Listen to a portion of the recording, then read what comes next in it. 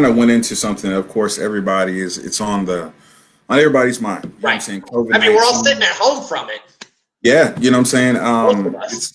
It's out there. It's honestly terrifying because I don't think that Yeah. like, especially in the car business, like the biggest thing is that my biggest thing always was with the car business is I have job security because I love the company I work for. It's great. They take care of me, help me pay my bills. It's really introduced me to a lot of things. But at the end of the day, if it doesn't work out for whatever reason, I know I can go out there and find a job somewhere else. But right now, it's like, whoa, AutoNation just laid off like how many people? 7,500. Did you see CarMax? CarMax just furloughed 15,500 people, cut their CEO salary by, I don't know, 10%, 12%, something crazy like that.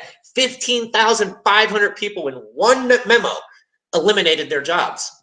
That's crazy, man. And I know, listen, when it first happened, I was like, man, I'm not even worried about this shit. It doesn't matter. I'm not COVID-19, coronavirus, Miley Cyrus, flu virus. I don't give somebody else. Doesn't matter. That's somebody else's issue. Yeah. Then a friend of mine's mother passed away from it recently. My brother-in-law contracted it. He's doing better now. I had another friend, I don't know if you know him, Matt Koenig, another dear friend of the automotive industry. He contracted the virus, and it was rough on him. And he's not an old man. You know what I mean? He's a young guy, and it beat him up. And then I just went, ooh, wait a second.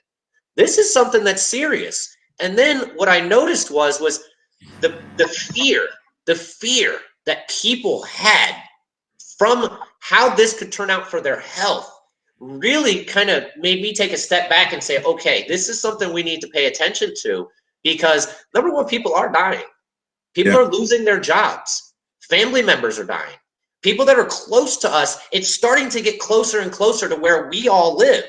I guarantee you when this all blows over, and it will blow over, when this all blows over, we will all at least know one person that we're connected through the 6 degrees of separation that lost somebody, or we lost somebody directly because of it.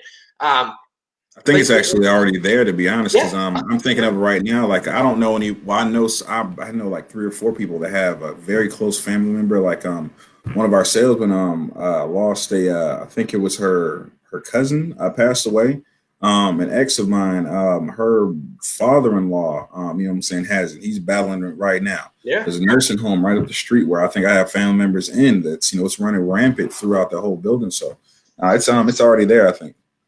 And the one thing though is, we've again, I've been around the business a long time, so I've seen the ups and downs and the waves, and I've ridden through them. And obviously, September 11th was right around when I first got into selling cars. It was only 2 years after I started selling cars, and that was rough, man. That was a hard hit. People were scared. They weren't really spending money, but we bounced back, and we came back really strong.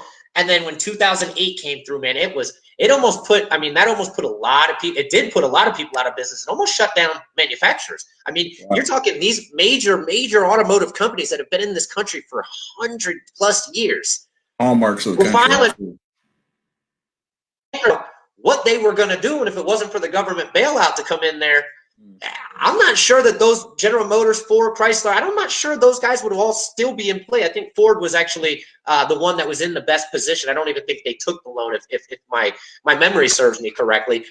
But that's because, and the reason that people always say, "Oh, why did the government bail them out?" Blah blah blah. Well, what they don't understand is the automotive industry makes up for about 20-25% of the entire workforce across the entire country, from car sales to automotive manufacturing, to parts, to supplies, to shipping. I mean, automotive is probably the largest job provider in the entire country, period. I could be wrong, but I mean, just based on, if you look at all the dynamics and all the moving parts that have to take place in order for me and you to sell the car that's on our lot, there's a whole bunch of stuff that has to happen long before we ever see the car show up on the ground.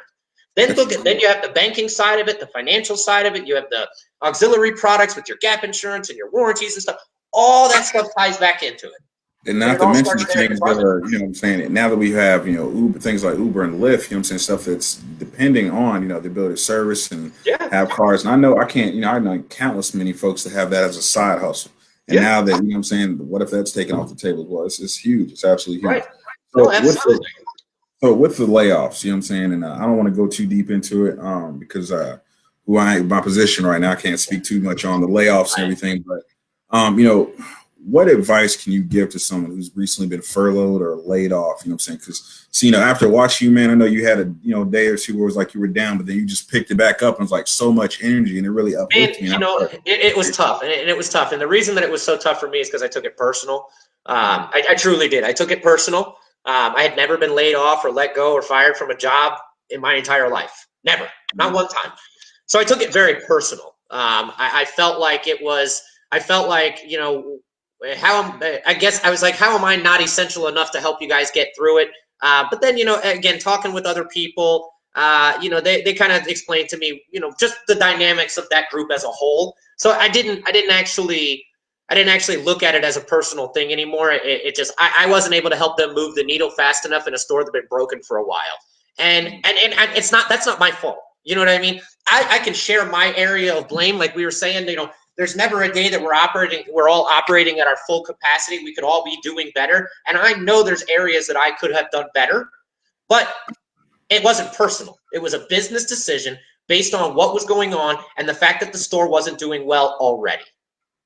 So, you know, it is what it is. And then now again, I sat and I sulked and I drowned my sorrows in a bottle of Jameson for a day and a half, you know, which I don't advise.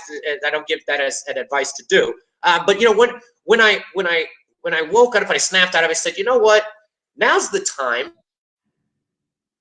All these projects that I've kind of been putting off because I never had the time to do it because I was always at the dealership. So I figured, hell, I've got a little bit of time before I absolutely have to go back to work. So I'm going to use this time to try and bring those projects and bring those ideas to the forefront of my mind and bring them to fruition, or at least bring them as far along as I possibly can. I'm going to find people that I can mentor and others that I can help. And that gives me that energy, that gives me that passion, that gives me that drive to keep my feet moving forward in the right direction. And that ultimately will be back to a retail store. But I've got a lot of stuff I want to do. I mean, I've been wanting to do this interview series that I started last night for a couple of years now. And I mean, shit, I did my one interview with Duck, and I mean, within 24 hours, I set up 23 more over the next 19 days. I've got 23 of them lined up over the next 19 days, and I did that in 24 hours. And we're talking some people that people have never heard of, and some people that are the upper echelon of who people know. And I know for a fact that as I reach out to more and as those interviews start going out further, I'll be able to reach into an even larger group of executives and things like that will help, you know, grow what I'm trying to do, the idea that I have with this. And right now it's just content. That's all I'm looking to do at this moment is create good content that people can click on, they can find it, and then they can go, hey, you know, I'm looking to talk, I want to know about leadership, or I want to know about advertising, or I want to know about used cars, or I want to know about finance. Eventually, within time, I'm going to have a segment of an interview with somebody who's at the elite level of that area of the profession that folks are going to be able to jump right into, click into it. And even if one person watches those videos and picks up one little nugget that they're able to use to progress their career, I've done my job.